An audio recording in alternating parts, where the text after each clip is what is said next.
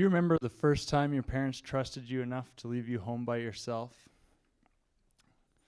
It's a big moment in a kid's life. For me, it was when I was 11 years old. I remember it like it was yesterday. My mom came to me and said, "You're old enough now, you're responsible, you're getting grown up. I'm going to a party and you're staying here by yourself." "Okay, Mom, I'll be good. I can do this." Inside, I was so excited. Oh. So I started making plans as soon as I knew what was going on. See, in my house, I was only allowed to watch half hour of TV every day. Very little junk food, but this was going to be my night. I was going to watch a whole movie from beginning to end and maybe even start a second one. So the big night came. My mom's getting all ready. She put on her best party dress. You see, she was a single mom. She didn't get a lot of opportunities to go out. She could rarely afford a babysitter. It had been several years since she'd gone to a party on her own and not brought me, so she was as excited as I was, if not more. The big night came. Mom was all dressed up. I walked her to the door. I kissed her goodbye. I said, "Have fun, Mom. It's going to be great." And she left, and I set to work. First thing I did was go to the cabinet, open it up. I picked out a movie, picked out a second movie, and a third one just in case. I didn't want to have to move. Then I walked over to the kitchen. You have to imagine my house. It was a large open concept main floor where the living room and kitchen were only separated by a half wall. So I put my stack of movies on the half wall. I walked around. I opened the cupboard, took out a bag of microwave popcorn, and unwrapped the cellophane. Such a satisfying sound. Put it in the microwave, set it to pop, grabbed my movies off the wall, and I headed downstairs. Now the stairs went down in the middle of the large open living room. They went down right past the half wall to a little landing where they turned 180 degrees and went down to the basement, which was a big open room that we had converted into an entertainment space kind of den. There was a TV and a stereo, not a whole lot of stuff, just enough. That's all I needed. So I grabbed all the cushions off the couch, I arranged them in front of the TV, I got all the blankets out of my bedroom, and I ran back upstairs, grabbed all the blankets out of my mom's bedroom too.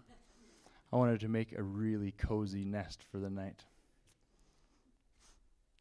I can smell popcorn. Chemical butter. I heard the microwave ding. I ran upstairs, grabbed my popcorn. I had this little dog I loved to death, a little tiny black and white Shih Tzu Bichon cross. My little sidekick, he was coming with me. So I called him. He came running, faithful little companion he was. We headed downstairs to start our night of watching movies. Couldn't be better. So I snuggled in under the blankets, turned on my movie, I started eating popcorn, fed a little to the dog.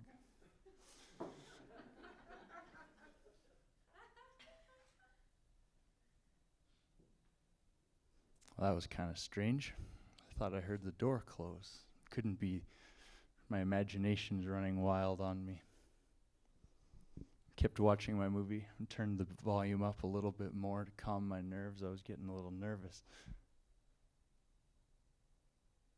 Oh, that sounded like a footstep. My heart was starting to beat a little harder. My palms were getting sweaty. There it is again. Jacob heard it this time too. I'm not imagining things. There's somebody walking around upstairs in my house, and I'm here alone for the very first time ever. I climbed out of my nest, and I crept towards the bottom of the stairs as quietly as I could possibly move. And I headed up one stair at a time, just praying the wood wouldn't creak and give my presence away. I get to the landing. I turn it, and I froze. See my cat sitting on a table opposite the top of the stairs. a scene I'd seen many times before, except this time there was a man standing there who I'd never seen before, stroking the cat and eating a banana. So I stared at him, and he stared at me, and I stared at him, and he stared at me, and a little voice in the back of my head said, "You can't freak out right now, you have to stay calm." So I looked at him and I said, "Hey, who are you and why are you here?" He grumbled something I couldn't understand. So I looked at him and said, "Hey, who are you and why are you here?" He looked at me and grumbled something again. I said it one more time, "Who are you and why are you in my house?" And he turned and he walked towards the back door of the house. And he stopped, bent over. He was putting his shoes back on. The guy had taken his shoes off to break into my house. So he slid the shoes on, walked through the door, and I ran behind him and I locked the door faster than I've ever done anything in my life. You see, you always have two choices. You can panic or you can stay calm. And who would have known what would happen if I had panicked that night?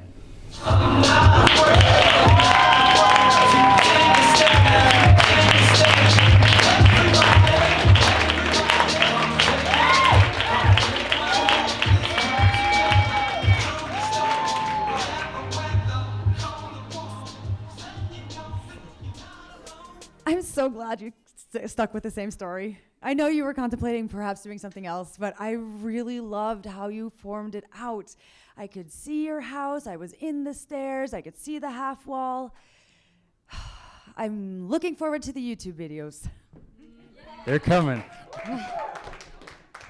I love all those extras that you added. I mean, you can say anything, it's going to be funny. Seriously. And you're just such an amazing storyteller. I could just listen to you speak all day long. Wonderful job. Thank you.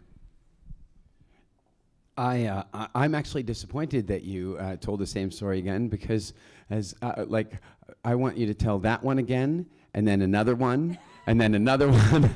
I'm kidding. I'm not the least bit disappointed. I'm thrilled. I love that you did exactly like you upstaged it. You made it even better. The physical humor. Not only did he look up to the sound without telling us about it, he looked up. Not only did that, he did it 3 times. And I want to know if you noticed this, but he actually stopped in mid-sentence as though the sound interrupted his story. It was just elegant and beautiful. Your physical humor is just getting better and better by the moment. This time your voice use was even better because the 3 shouts you calibrated them beautifully. Loud, louder, loudest. It was just really jarring. Here's the one thing I have to know, because if I don't ask you, I'm going to get like lynched. Who was the dude? I have no idea. He's just some drunk who walked into the house. Holy cow. Congratulations. That was outstanding. Give him a hand. Thank you.